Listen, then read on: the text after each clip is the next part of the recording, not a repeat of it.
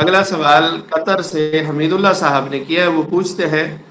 مفتی صاحب، اعضاء کی پیوند کاری جیسے گردہ ٹرانسپلانٹ وغیرہ، اس کا حکم واضح فرما دیجیے۔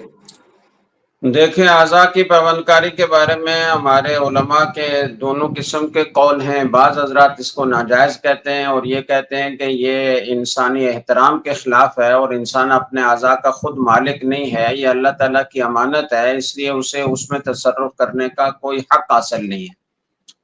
اور اس میں انسانی تکریم کی خلاف ورزی بھی ہے، اور اس کے چیر پھاڑ کرنے سے اس کا تقدس پامال ہوتا ہے، اس لیے ناجائز ہے۔ اور کچھ حضرات وہ ہیں کہ جو کچھ شرائط کے ساتھ اس کی اجازت دیتے ہیں۔ خرید و فروخت کی تو کوئی اجازت نہیں دیتا، چونکہ اس کا عوض لینا یہ کسی طرح بھی جائز نہیں ہے۔ لیکن کوئی آدمی اگر اپنی زندگی میں اپنا ایک گردہ کسی کو ڈونیٹ کرتا ہے اور دوسرے آدمی کی زندگی کے بچنے کا ظن غالب ہے، اور جو گردہ دے رہا ہے اس کے نقصان کا اندیشہ نہیں ہے، اس کی صحت مسلسل اور مستقل طور پر متاثر ہونے کا اندیشہ نہیں ہے،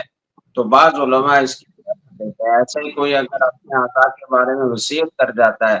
اس کے ورثاء بھی اس پر راضی ہیں، تو اس کے مرنے کے بعد اس کے اعضاء کو بھی دوسرے ایسے شخص کے لیے استعمال کیا جا سکتا ہے کہ جس کو اس عضو کے منتقل کرنے سے اس کی زندگی بچ سکتی ہو، یا اس کا کوئی مستقل عضو وہ بحال ہو سکتا ہو، اور اس کی جو منفعت ہے،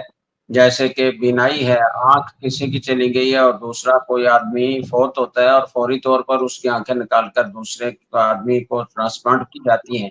تو اس میں روشنی آنے کا امکان ہوتا ہے۔ تو اگر اس طرح کی صورت ہے تو بعض علماء کرام نے اس کی کچھ اس طرح کی شرائط کے ساتھ اجازت دی ہے، تو عوام کو جس کے فتوے پر اعتماد ہو اس کے مطابق عمل کر لیں۔